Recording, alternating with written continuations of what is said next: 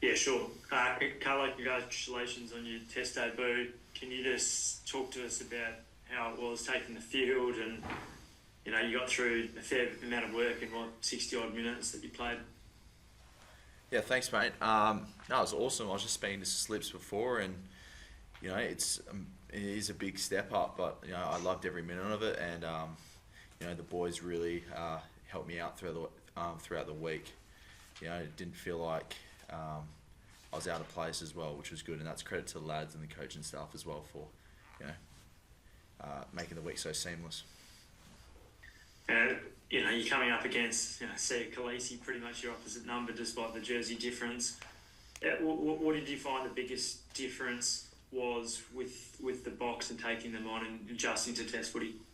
I just thought the set piece, like you could really feel the power in their scrum and in their mauls as well. But at the same time, I feel like we also did in moments when we also did a good job at containing that. So it's just for us like being more consistent going to this week because they're the best in the world, and that was a good benchmark for us to compare ourselves to the best. So. Do you feel like, off the back of a week and playing, and do you feel like you're in a better position to attack this week? And obviously it's a pretty significant one given it's a home test for you as well.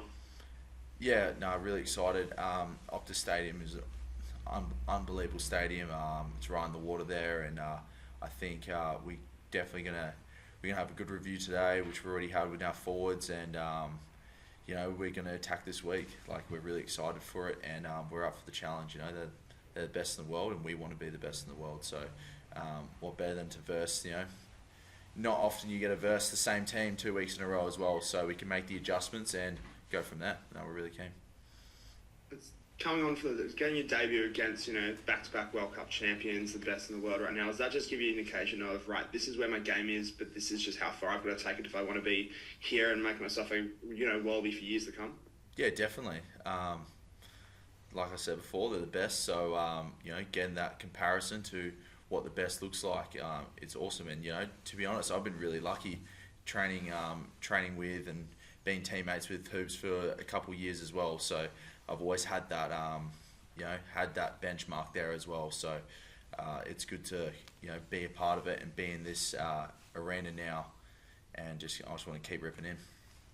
It was only sort of 18 months ago you were able to sort of early sort of playing that second tier English rugby. Have you sort of had a chance to sort of reflect and be like, to just sort of think of that journey of how you've now come back and can, return home and call yourself a Wallaby? Yeah, it's been a roller coaster, as everyone, all footy players know that it's a roller coaster of a journey, and to be back at home and to be potentially playing in front of home crowd as well. It's going to be unreal.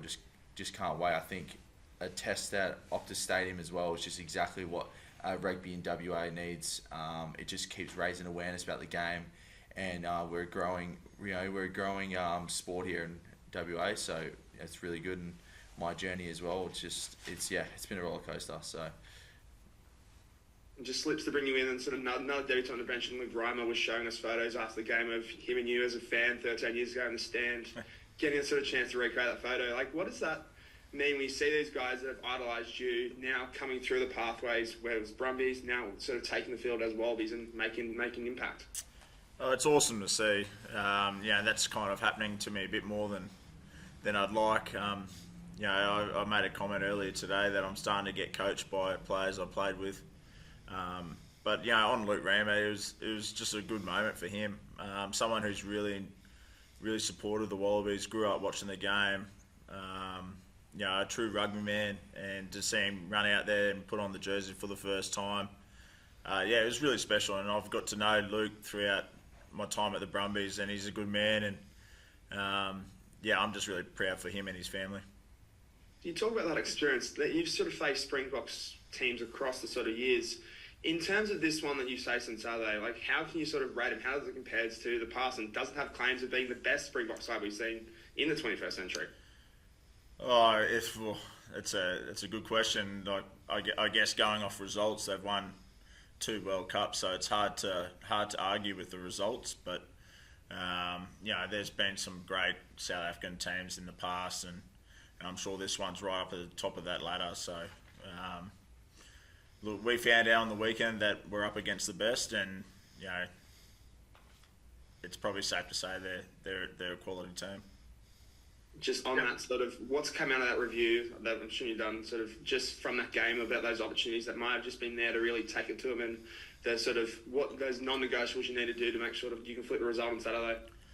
Oh, I think so far it's been I'd say a pretty disappointing review from the players' behalf. We look at the game plan itself, and it was probably not executed well enough by the players going into the game, and I think we created a lot of opportunities where we didn't actually take them, and then on top of that, the South Africans are that good that when you don't take any opportunities, you give them the ball, and they're a powerful team, so they're going to get points at some stage of the game. And what we saw was we kind of missed the jump there in the first half, and we were under a lot of pressure going into half time. So we still got a fair bit to look at throughout the game, but from my belief is we had the game plan there, we just probably didn't execute it as well as we'd like. James, in terms of the sort of development of this sort of Wallaby squad, was it in terms of a step up from the other three tests last month?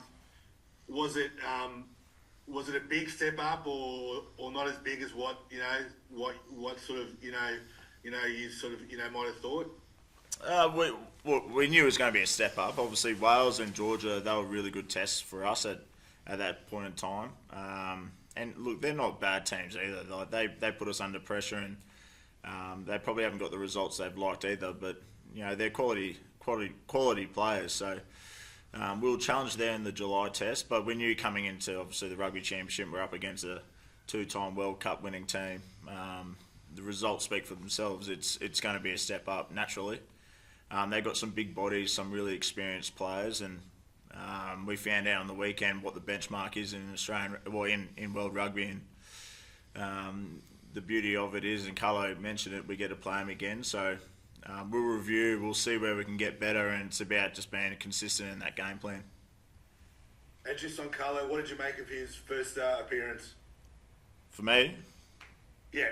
Yeah, I thought he was great.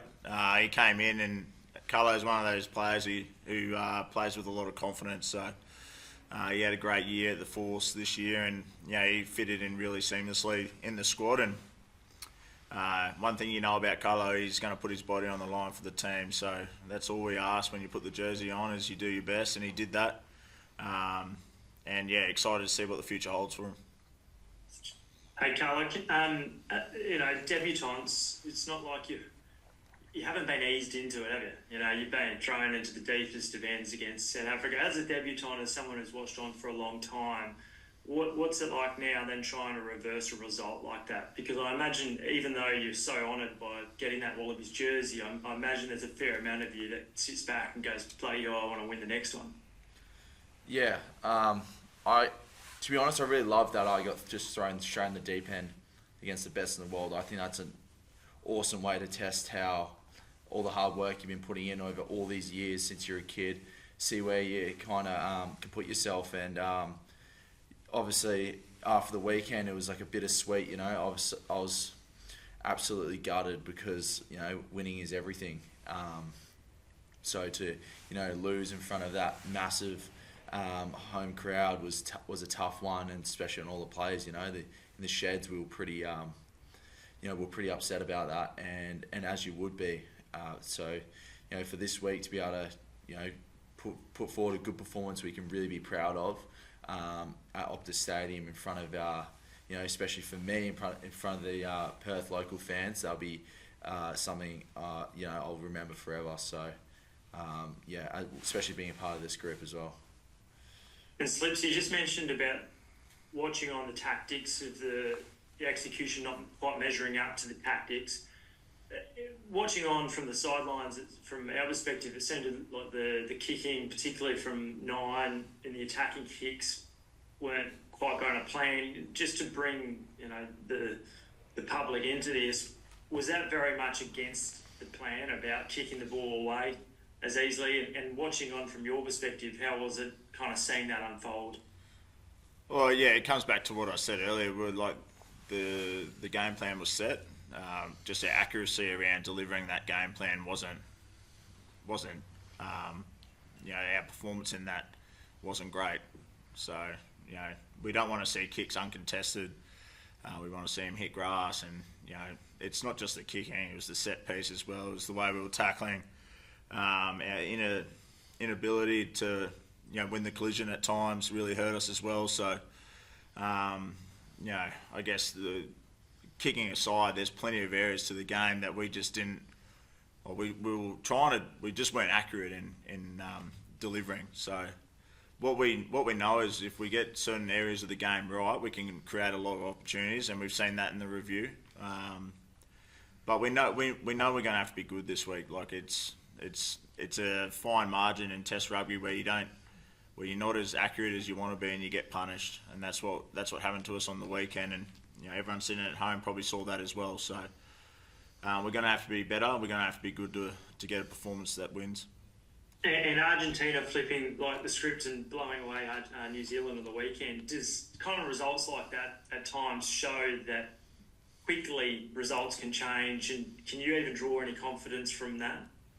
Well, it was a big game, wasn't it? It's the ABs are pretty hard to beat New Zealand, and the Argentinians managed to do that. So full credit to them. One thing in rugby is 1 week's performance can easily be turned around, and luckily Carlo said it. Like we get to play the same team twice in a row in this competition, so it's the ability for us to change the performance is easier in that circumstance. But at the end of the day, you've just got to perform on the day when the pressure's on. No matter where you're playing, home or away, all these teams will put you under pressure, and it's how you deal with that. And it was the physicality that kind of stood out watching Argentina play, but is that the area that should be the non-negotiable for the Wallabies, that physically you guys get out there and I know you've given it a crack, but there seems like the difference between intensity at times. When you're intense, the results generally kind of show. Yeah, well, there's probably a direct parallel from that. Physicality is always going to be an important part of any test match, no matter who you're playing. But it's also being accurate around it as well. So, the way the rugby's play these days, you need all 15 men on the team, but you want to be as physical as possible.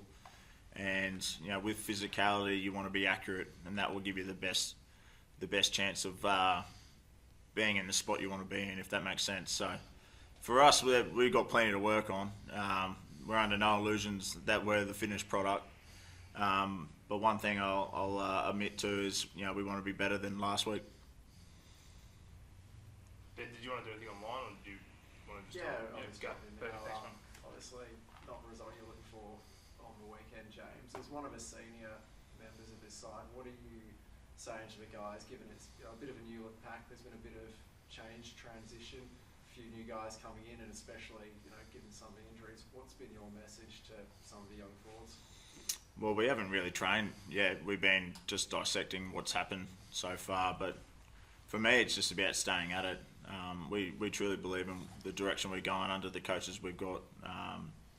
And as I said at the start, like as a playing group, we just didn't perform to our best of ability for that game plan. We have a true belief in what we're doing, and it's up to us as players to go out there and be accurate in doing it. And for us, it's just about going back to work, training hard and making sure we prepare well, because it's not going to get any easier. And Carlo, just one for you as well. It's a lot easier said than done when you're facing that forward pack, but how do you guys improve the breakdown this weekend? Like what Slips has been saying, I couldn't agree more. It's just all about accuracy.